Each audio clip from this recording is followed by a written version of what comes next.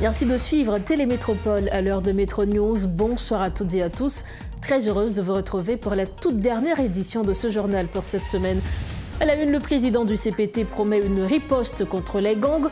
Les 6 Voltaires assurent que les forces de l'ordre, avec le soutien de la mission multinationale, vont combattre la terreur des gangs d'ici la fin de l'année, dans une adresse ce 7 février. La capitale se réveille dans un climat de tension marqué par un ralentissement des activités scolaires. Les citoyens craignaient des mouvements de rue habituellement organisés à cette date, une date chargée d'histoire qui ravive les inquiétudes en matière de sécurité. Également au titre de ce vendredi, le gouvernement fait le ménage autour de l'aéroport international Toussaint-Louverture. Les travaux de démolition se poursuivent. L'objectif est de créer une zone tampon conforme aux normes internationales pour renforcer la sécurité et relancer l'économie, selon le Premier ministre Alex Didier Fizet.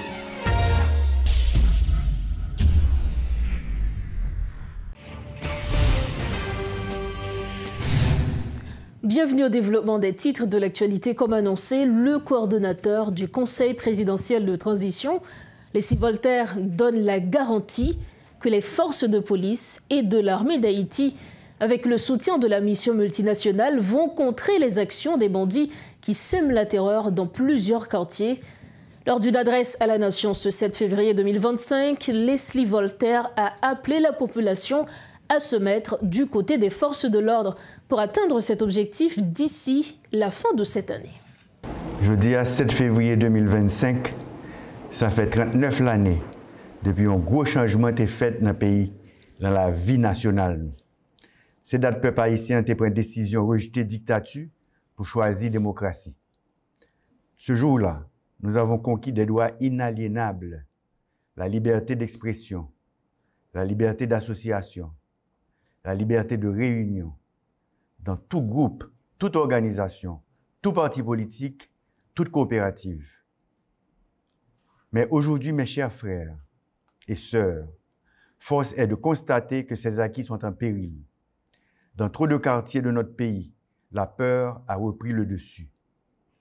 On ne peut plus parler librement, on ne peut plus s'associer sans crainte, on ne peut plus se réunir sans risquer sa vie. La terreur des gangs a remplacé la terreur de la dictature politique.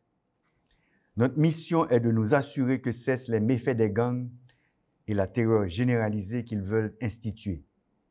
Haïti est un pays de dignité, de résistance et de liberté. Nous ne pouvons accepter de perdre les conquêtes de 86 pour lesquelles tant d'Haïtiens se sont battus au prix de leur vie, en commençant par nos vaillants héros et vaillantes héroïnes de 1804. C'est pour ça, à Nessa, Conseil présidentiel transition, ensemble avec le gouvernement, a lancé un appel solennel, un appel pour unité, une unité qui va permettre de nous camper ensemble pour remettre sécurité et la paix dans tout le pays.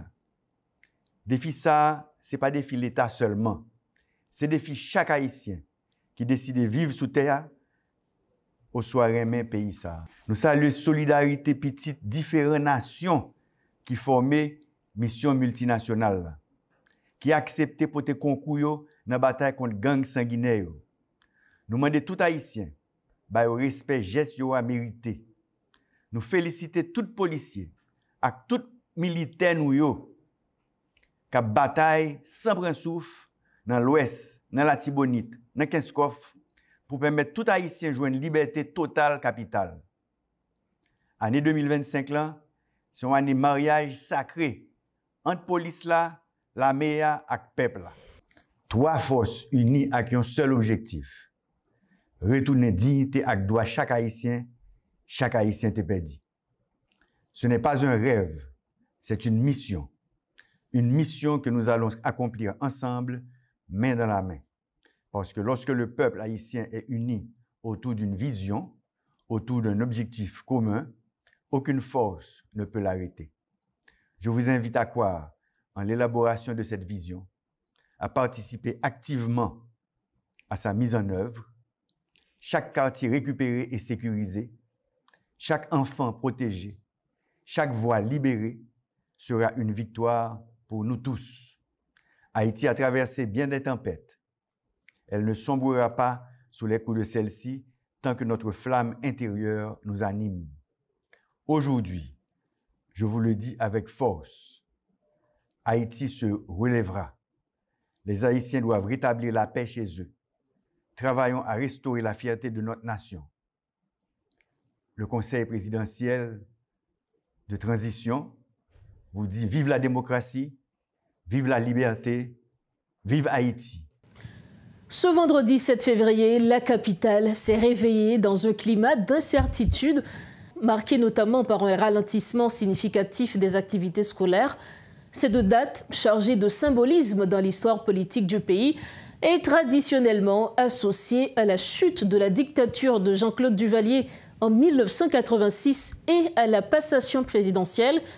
Toutefois, elle est aussi souvent un déclencheur de tensions politiques et de troubles sécuritaires dans un contexte où les gangs multiplient des menaces à leur guise. Une fois de plus, les craintes ont paralysé les activités scolaires, accentuant les perturbations déjà récurrentes dans le secteur éducatif. Suivez ce reportage de Guerre Bijan et de Thierry Torchon. Ce 7 février, la capitale est plongée dans un climat de crainte et d'incertitude. Parents, enseignants et élèves redoutaient une mauvaise tournure des événements face aux rumeurs de troubles. Patrick Saint-Vilus, professeur suppléant au lycée Jean-Jacques, témoigne de cette atmosphère tendue. Tout le monde fait des déplacements.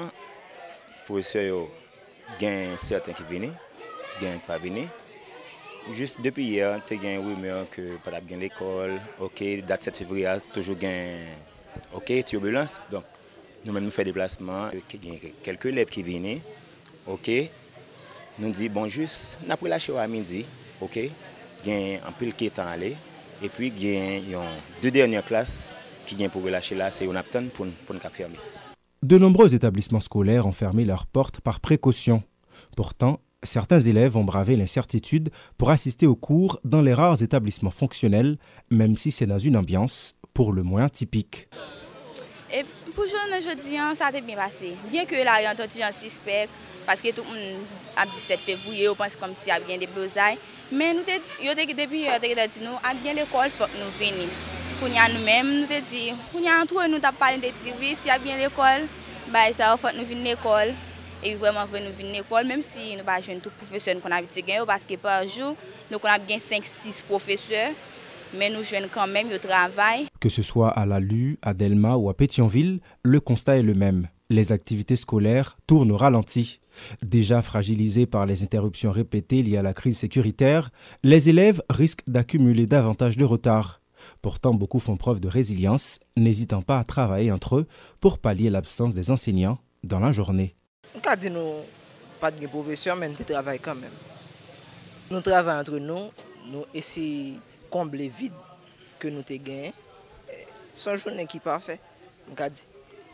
Cette situation compromet le droit à l'éducation dans le pays. De plus, depuis janvier de l'année dernière, plus de 900 écoles ont dû fermer ou suspendre leurs activités en raison des violences, des attaques ou de leur transformation en abri pour les familles déplacées, selon l'UNICEF.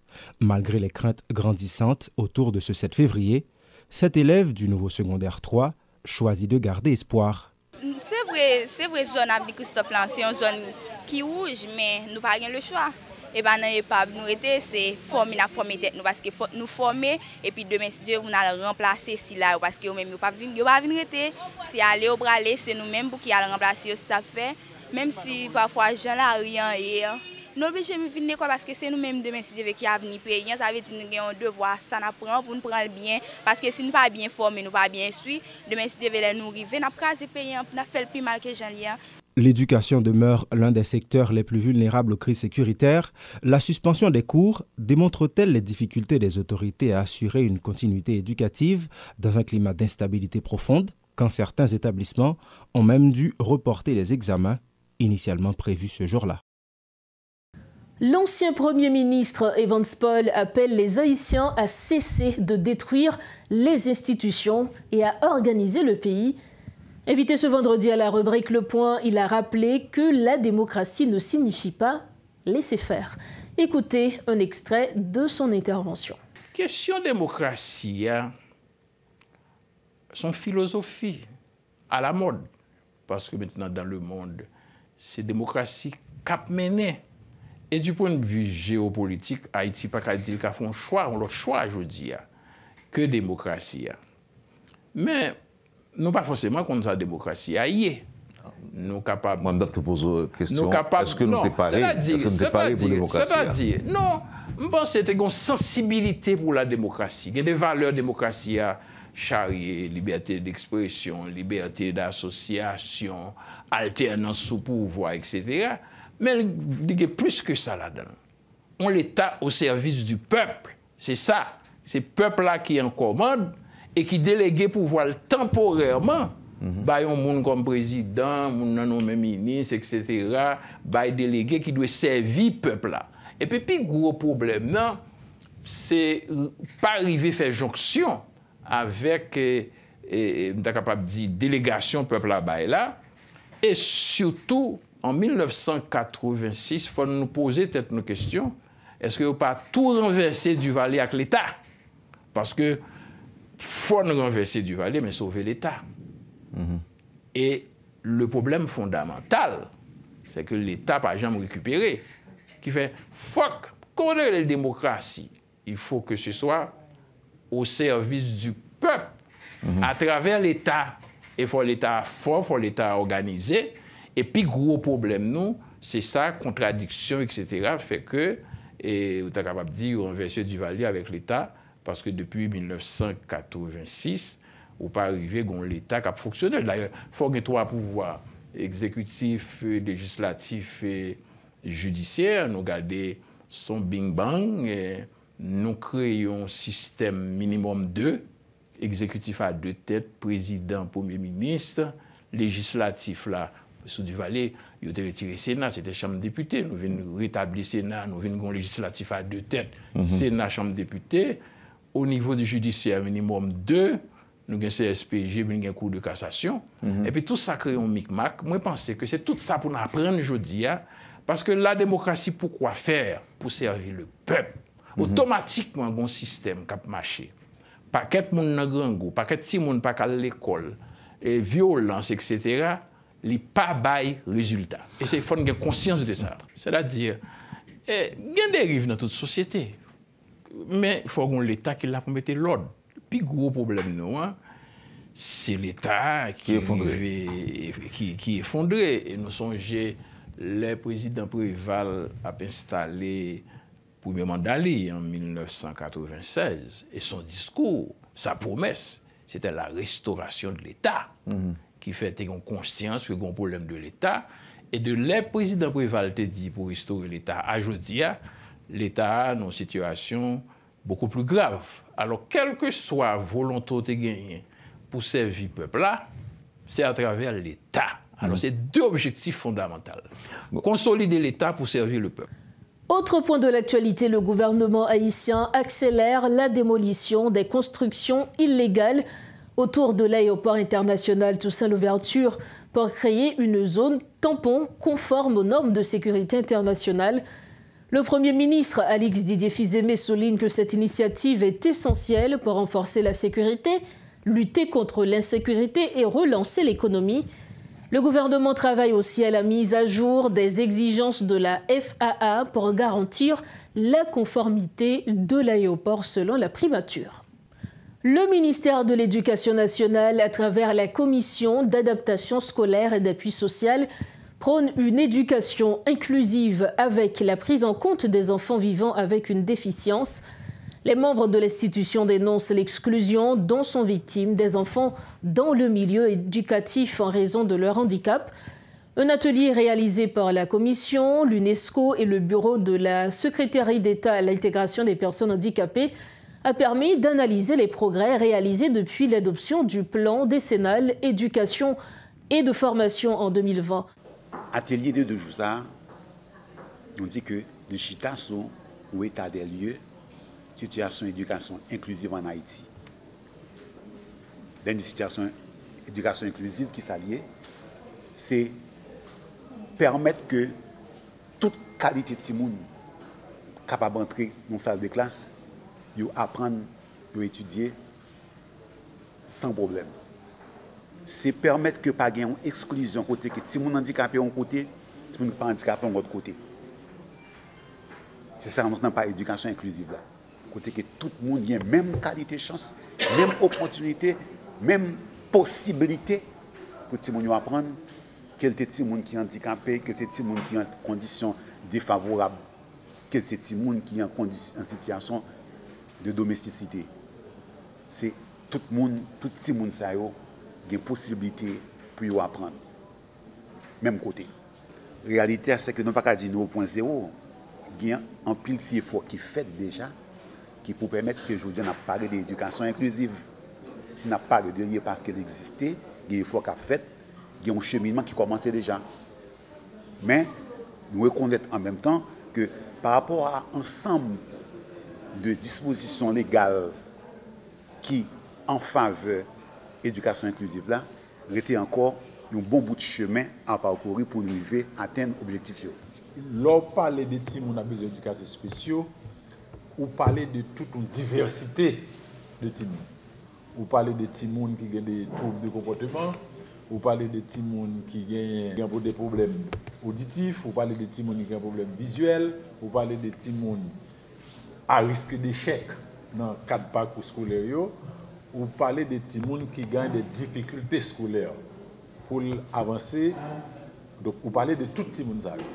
Maintenant, dans le cas d'inclusion, et nous pas qu'à prétendre que d'un seul coup, nous sommes capables de faire progresser tout le monde à la fois en même temps, mais nous croyons que gagner des efforts qui fait et des efforts qui doivent être faits pour que tout le monde soit capable d'apprendre ensemble. Quand on dit que et en fait, par rapport à la difficulté qui gagne un professeur, etc., bon, nous croyons que le problème, c'est un problème conjoncturel. Des problèmes conjoncturels qui sont capables de résoudre, parce que le ministère a fait effort dans ça. Mais tout, il faut nous connaître que l'éducation coûte cher, mais l'ignorance coûte plus cher encore. Eh bien, la société avec l'État pour assumer quoi? Parce que éducation, faire éducation, c'est respecter le droit de l'homme. Et on ne peut pas faire développement sans pas respecter le droit de l'homme. Or, éducation, toute bonne éducation, c'est un droit sacré. Et que toute société et tout un chacun, nous fait pour faire effort pour ça fait. L'autre pays fait. Si l'autre pays fait, nous-mêmes, nous avons fait le tout. Tout simplement, c'est une question de priorité. Donc, priorité que l'État choisit déjà sous papier. L'État, et par ricochet, société A, nous prenons parti pris déjà. Pour ça. Donc, nous-mêmes, nous avons pour nous mettre moyens pour nous faire ça. Ce journal touche à sa fin. Avant de partir, voici le rappel des principaux titres qui dominent l'actualité de ce 7 février 2025. Le président du CPT promet une riposte ferme contre les gangs.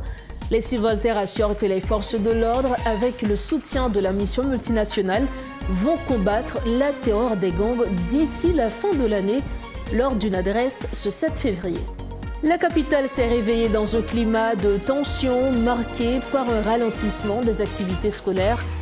Les citoyens craignaient des mouvements de rue habituellement organisés à cette date, une date chargée d'histoire qui ravive les inquiétudes en matière de sécurité. Et puis le gouvernement fait le ménage autour de l'aéroport international Toussaint Louverture. Les travaux de démolition se poursuivent. L'objectif est de créer une zone tampon conforme aux normes internationales pour renforcer la sécurité et relancer l'économie, selon le Premier ministre Alix Didier-Fizé. Voilà ce qui met un terme à notre toute dernière édition de Métro News pour cette semaine. Merci infiniment de votre attention et surtout de votre confiance. Merci également à toute l'équipe de Métropole et rendu possible cette édition de nouvelles. C'est le week-end, profitez bien de la vie et surtout rejoignez-nous sains et saufs lundi prochain, toujours sur Télémétropole. Bonsoir.